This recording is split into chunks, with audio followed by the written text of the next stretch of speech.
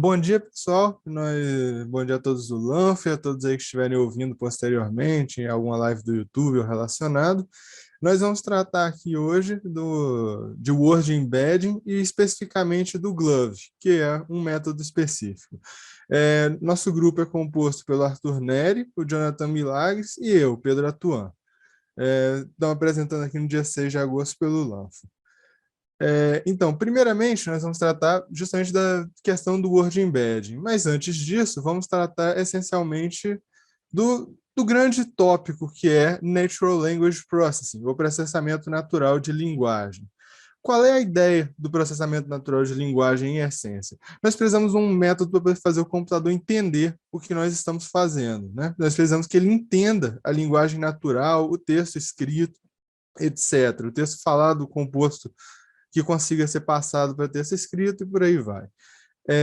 O nosso método aqui, para todos eles, essencialmente, é simplificar esse texto e colocar em termos que a gente possa utilizar, seja eles termos numéricos, binários, inteiros e etc.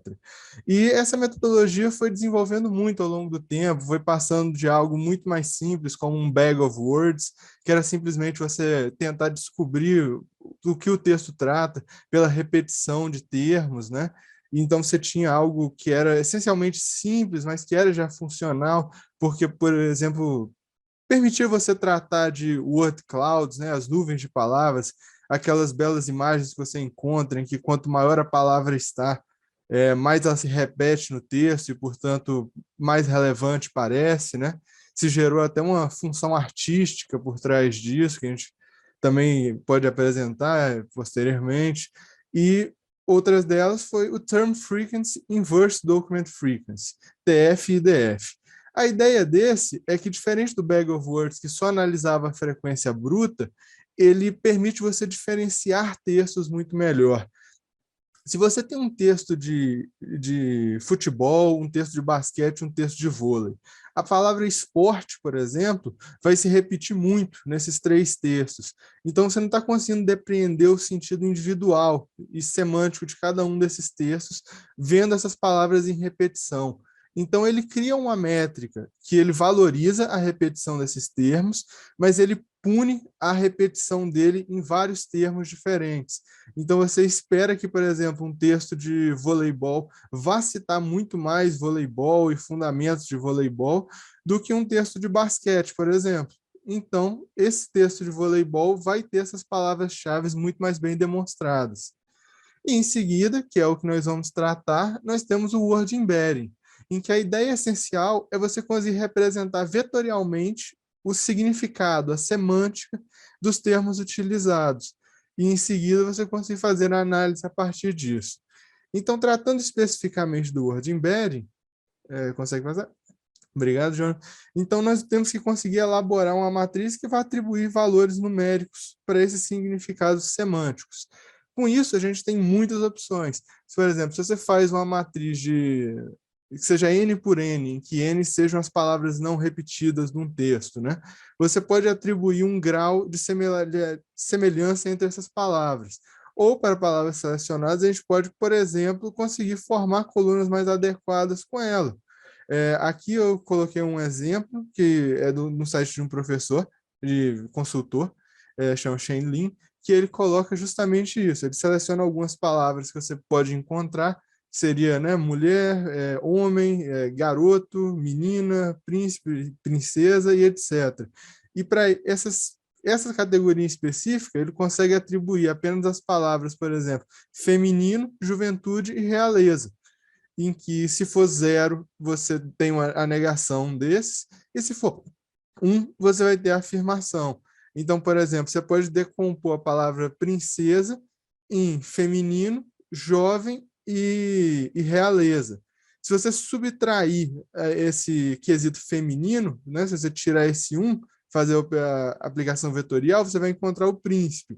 Se você tirar a realeza dessa composição, você vai encontrar um garoto, né? Já com os dois considerados. Então, criar essa matriz, ele se torna um dos grandes desafios, e para onde a gente começa a desenvolver os métodos em cima disso. E o método mais utilizado recentemente, pode passar o slide? Peço perdão, né? Eu vou só tratar aqui rapidamente de algumas aplicações que a gente tem disso antes de ir especificamente para os métodos. Algumas aplicações aqui, eu selecionei aplicações bem contemporâneas mesmo, foram de papers que trouxeram para alguns lados diferentes do Word Embedding, talvez. O primeiro texto aqui, que é a Word Embedding Model for Medical and Health Applications in the Arabic Language, ele trata de uma questão muito legal, que é o banco de dados para dados médicos em geral e de saúde do mundo árabe é muito restrito, mas ao mesmo tempo tem suma importância isso, né? Então ele se propõe a utilizar metodologias de word embedding justamente para poder montar parte desse banco de dados e ter ele disponível para hospitais relacionados. Ele chama de AltBVEC, que seria justamente uma plataforma, um banco de dados para isso. Em seguida, tem essa aplicação muito legal, que é a Application Word Embedding to Drug Repositioning.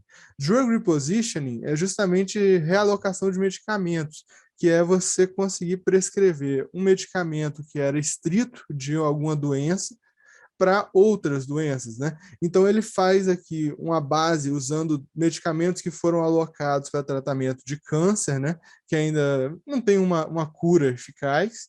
Então, e aí ele consegue, em, acho que 90%, mais de 80% pelo menos, acertar, utilizando as metodologias de word embedding, quais medicamentos poderiam ser prescritos para câncer out-label, né?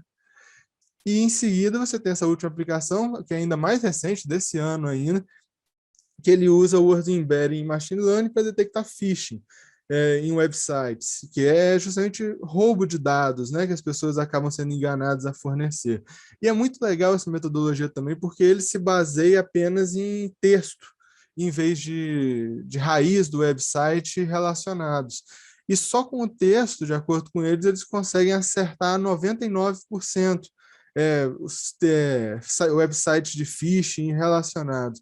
O que deve ser também um número que se eleva bastante, porque muitos desses sites de phishing, eles são, porra, perdão pelo vocabulário, straight away, assim, é, fraudes mesmo, né? Você consegue visualizar claramente pelo texto, pela falta de vocabulário, pela falta de acertos linguísticos, o como que pode se parecer por phishing. Então, agora, realmente tratando da metodologia, pode passar, nós temos aqui o primeiro que foi proposto e que ainda hoje é um dos mais utilizados em Word Embedding, por ser por ter um índice de acerto muito alto, que é o Word2Vec. A ideia do Word2Vec, ele surge essencialmente dessa ideia linguística, que é de um linguista em inglês, chama J.R. Firth, que ele chama You shall know a word by the company it keeps. Ou seja, você conhece uma palavra pelas outras palavras que a acompanham. Então, a intuição do modelo é justamente essa. Ele vai tentar obter o significado de uma palavra, a correlação entre elas, pelas palavras que estão no texto, localmente, e a partir disso tentar fazer esses vetores de similaridade. O método para isso, ele usa uma rede neural rasa e ele tenta prever determinada palavra dadas as palavras que estão no texto. A partir disso, você pega esses parâmetros obtidos que correlacionam essas palavras e você utiliza medidas de similaridade para poder para poder compor esse word embedding. E essas medidas de similaridade, eles variam, mas a mais utilizada é a medida de cosseno, porque você tem essencialmente uma medida espacial aqui. Outra utilizada também é a distância euclidiana, mas essa é a ideia essencial. E em seguida nós temos outro método, que é o Elmo. Não confundir com esse Elmo dizendo que é o Elmo do Vila Sésamo, mas é um método muito interessante, pode passar, em que foi proposto, ele é muito recente, ele é de 2017 aí, foi proposto por diversos autores simultaneamente, né, porque justamente a comunidade progride nesse sentido, e diferente tanto do Glove, que a gente vai apresentar em seguida, quanto do Word2Vec, ele tenta explorar a plurissignificação do texto. O exemplo mais clássico que a gente pode pensar são essas palavras que têm dois sentidos. Você, por exemplo, dizer manga de camisa e uma fruta manga, ele não vai ser percebido por outros algoritmos, por outros algoritmos, porque você não consegue diferenciar esse plurissignificado da palavra. Então, a proposta deles, para você poder compreender isso, é em vez de você utilizar só as palavras de input, é você utilizar as frases completas. Então, o que ele faz? Ele monta uma rede neural, que é Long Short Term Memory, e é bidirecional. E nesse processo, ele vai ter a palavra com a parte posterior a ela, sendo imputada de um lado, e do outro lado dessa parte, ele está imputando com a parte posterior. Então, você tenta compreender a palavra, não só pela palavra, mas também pelo sentido que ela é colocada na frase.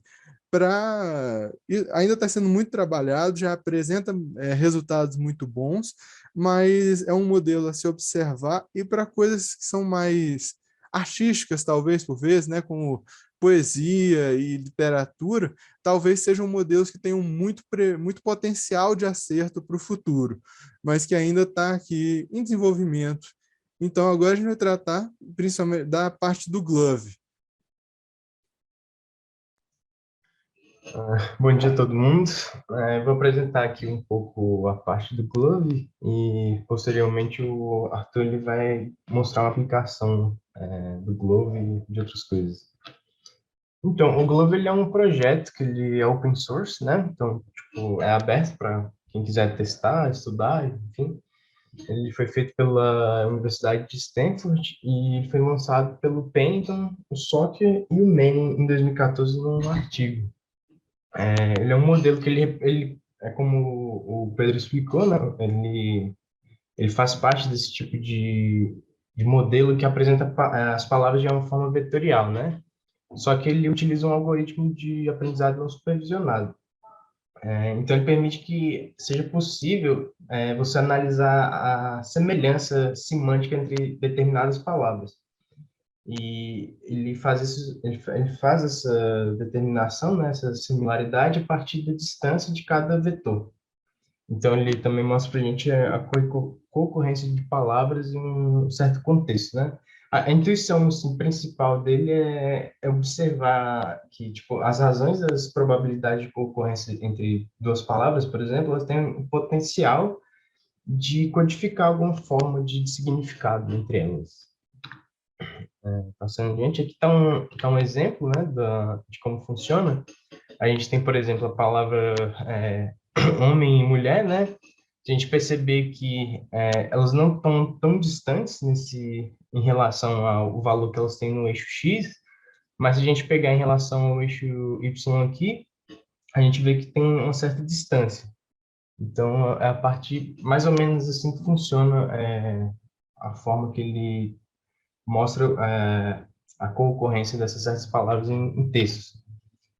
E a partir da probabilidade, né, no artigo eles dizem que a ideia era mostrar que tipo, a probabilidade de uma palavra J, por exemplo, aparecer no contexto de I, ela é representada por essa fórmula de x i j sobre x i. E x i j ele representa o número de vezes que a palavra J, né, ela aparece no contexto de I. E o xi ele é um somatório de x e k, onde k ele vai de zero até o número total do corpus. Aí no artigo mesmo, eles mostram um exemplo, né, que é essa tabela aqui, onde a gente consegue perceber que, tipo, por exemplo, a palavra ice, ela, num contexto quando tem, sei lá, sólido, ela concorre mais com sólido do que, por exemplo, com gas. E a gente pode perceber também que Steam, ele funciona ao contrário, né? Ele é mais correlacionado a gas do que a sólidos. E os dois, a gente pode ver pela ordem de grandeza que com o water eles têm a mesma concorrência, de certa forma, bem próxima à concorrência. A gente pode perceber também que quando a gente pega uma palavra aleatória como fashion, a concorrência ela é bem pequena, assim, não tem muito a ver tanto para ICE quanto para Steam.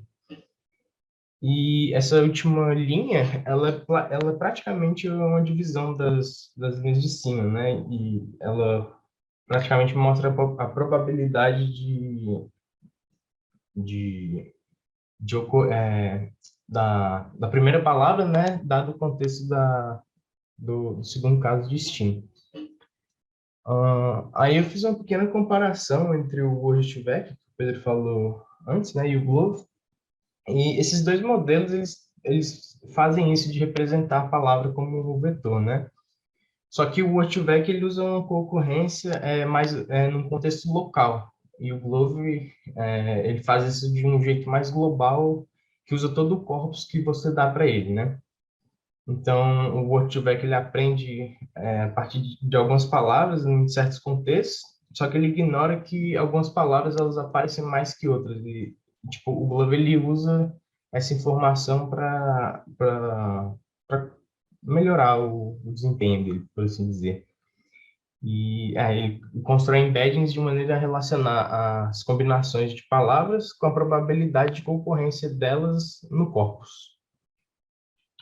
Acho que agora o Arthur vai mostrar um Opa, pouco. beleza. Bom dia, pessoal. Então, passando agora para a nossa parte de aplicação, eu queria começar mostrando mais uma, que é bem interessante a gente ver essa representação dos vetores por uma redução de dimensionalidade, como a gente tinha visto já aquela imagem no trecho do Jonathan. E essa é mais uma representação desse tipo, né, feita por T-SNE, e esse é um corte de um dos conjuntos de vetores pré-treinados que são disponibilizados em domínio público, junto com o código-fonte do projeto, né?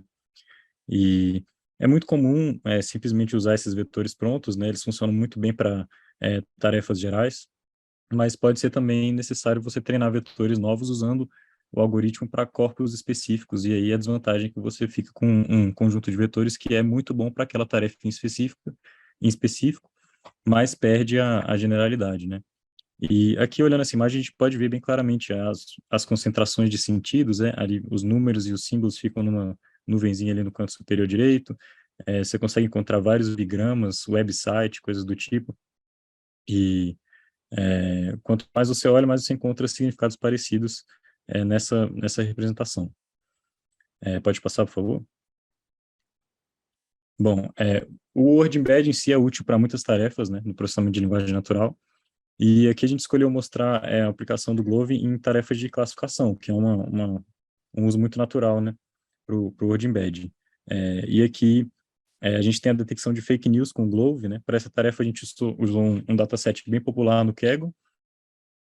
Inclusive, se alguém tiver interesse no notebook que foi usado para construir essa parte da oficina, é só deixar um toque no chat que eu mando depois.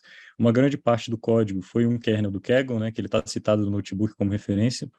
E começando então com uma análise exploratória dos dados, a gente pode ver que essa base de fake news, ela é bem balanceada, né, um pouco mais da metade dos dados sendo notícias falsas, e ela é composta por títulos e textos de notícias, né, assim como uma classificação por categoria de cada notícia, né. Aí aqui a gente uniu esses títulos e textos e descartamos a informação de categoria, e dando uma olhada na extensão dos textos, né, eles são bem semelhantes, né, tem ali um pico específico de tamanho nas notícias verdadeiras ali por volta de 500 caracteres, mas, enfim, são muito semelhantes as duas categorias, e o comprimento médio das palavras também é bem parecido. Pode passar, por favor? Outra visualização interessante é o próprio Word Cloud, que o Pedro mencionou no começo, né? E a gente pode ver que os vocabulários são muito parecidos, né? Mas olhando com um pouco de cuidado, a gente encontra algumas particularidades, por exemplo, nas notícias falsas a gente vê o nome da Hillary Clinton ali bem maior, é até difícil de achar nas notícias verdadeiras. Isso é inclusive uma dica do período em que essa base foi colhida, né? Os dados foram reunidos. Pode passar? Bom, então, aí sobre o próprio modelo, né? Do dataset a gente separa 30% dos dados para formar a base de teste e 60% para a base de treino, né?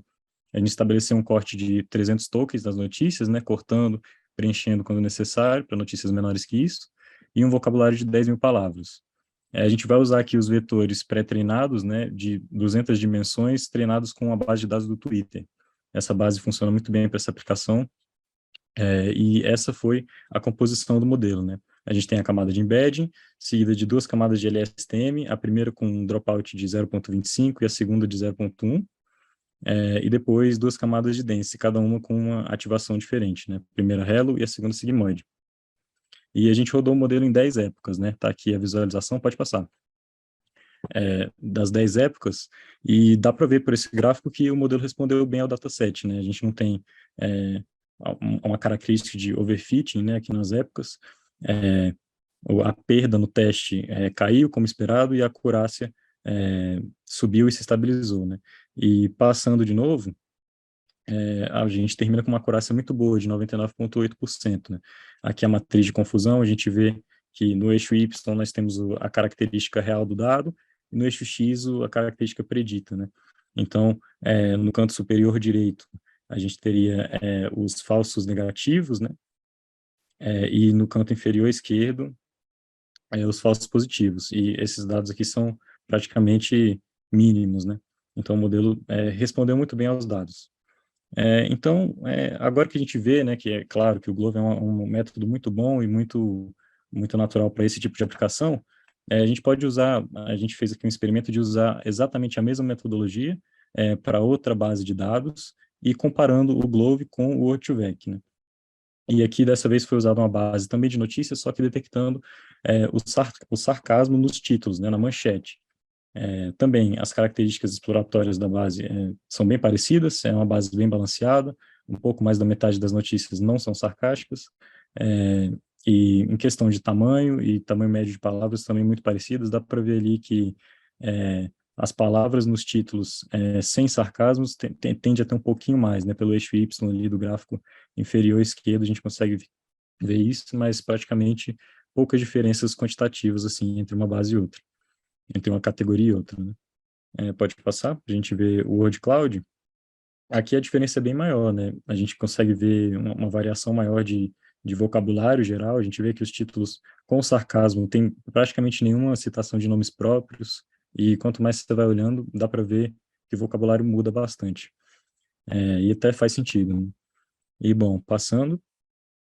E aqui estão, também, como eu tinha dito, a mesma metodologia, o exato mesmo modelo, com o mesmo fine-tuning e as mesmas 10 épocas. Aqui a gente está vendo um claro resultado, tanto para o Word2Vec quanto para o Glove, a gente está vendo o overfitting, né?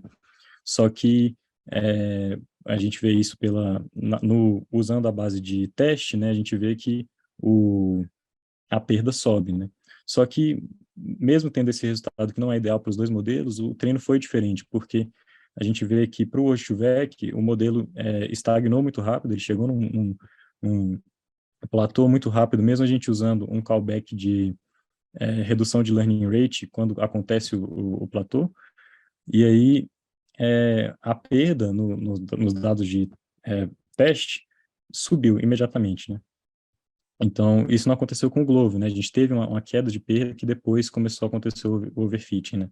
E essa diferença pequena, ela se traduz no resultado, né? Pode passar, por favor. A gente tem uma diferença de 3% aí, né, de acurácia. E dá para ver também nas matrizes de confusão, que ali também, nos quadrantes superior direito, né, que são dos falsos positivos, a gente tem uma queda também da casa dos 900 para a casa dos 500, do Word2Vec para o Glove, né? Então, esse é só um exemplo também de uma possível aplicação em que o Glove funciona melhor um pouco do que o Word2Vec. Isso só mostra que é também muito importante testar os dois, né, uma aplicação qualquer, nesse caso aqui como o tradutor do modelo, né, a camada de embedding. Então, é isso, como eu tinha dito, se alguém tiver interesse no código, tá na mão aqui, é só pedir que a gente passa. E estamos abertos aí à discussão. Muito obrigado, pessoal.